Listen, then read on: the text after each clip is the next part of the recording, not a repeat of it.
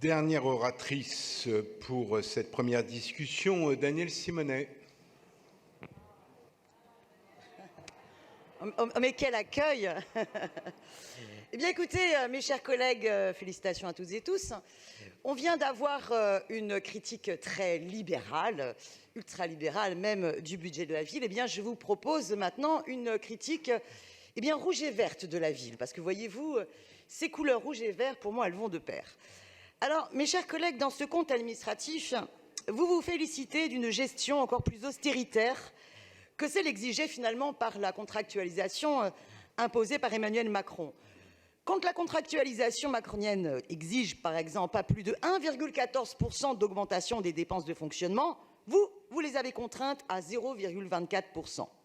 Quand la contractualisation exigeait une capacité d'endettement sur 12 ans, vous la réduisez à 8,77 années. Mais pour quel résultat?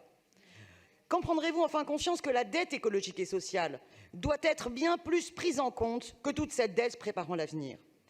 La leçon à tirer de la crise sanitaire, c'est qu'il y a de bonnes dépenses, des investissements nécessaires. Et quand on ne les fait pas, eh bien, on est d'autant plus fragilisé face aux crises. Oui, il faut de bonnes dépenses, celles qui permettent à nos services publics de répondre à ce genre de crise en ayant, par exemple, dans les hôpitaux, un nombre de lits suffisant, mais aussi un nombre d'assistants sociaux permettant d'accompagner toutes celles qui subissent la crise sociale et aussi réaliser que toutes celles et ceux qui ont travaillé et fait fonctionner Paris pendant la crise, eh bien, sont celles et ceux qui n'ont même pas les moyens de vivre dans Paris et qu'il faut absolument permettre de pouvoir revenir vivre dans Paris. Et que ça, c'est une question éminemment sociale et éminemment écologique et qui est le cœur du problème de notre capitale.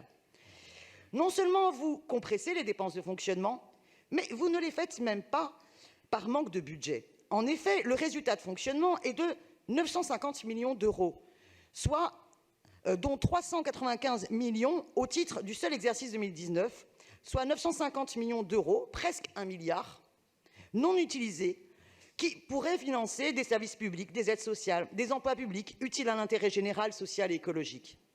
Ce que vous appelez une gestion saine des finances, c'est surtout un grand gâchis au nom, finalement, d'une logique austéritaire.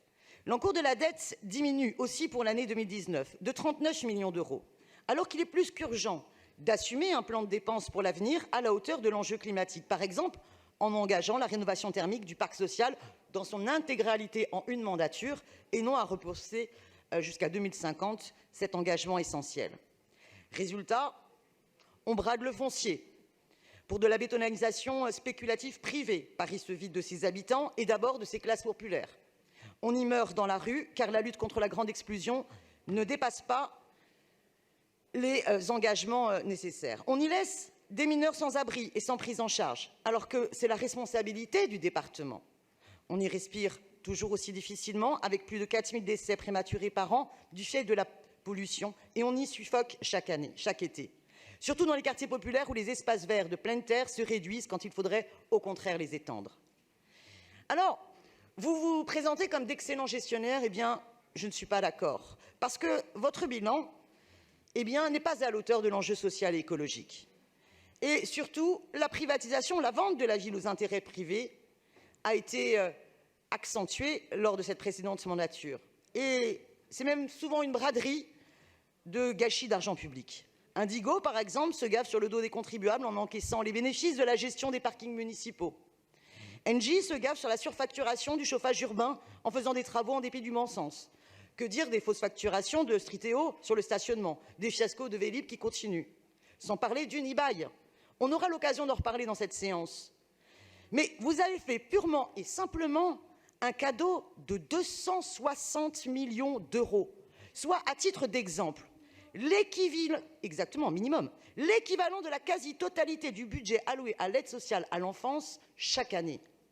Je m'abstiendrai sur ce compte administratif car il s'agit d'une exécution. Il ne s'agit pas de remettre en cause l'exécution de vos budgets, mais j'assume voter contre vos budgets. Donc je m'abstiendrai sur ce compte administratif. Mais j'espère sincèrement qu'avant la fin de cette mandature, on puisse avancer dans ce débat et prendre conscience de l'urgence sociale et écologique que connaît notre ville et qu'on sorte de cette logique idéologique comptable austéritaire pour prendre la mesure que la bifurcation écologique de Paris nécessite une toute autre orientation budgétaire. Je vous remercie.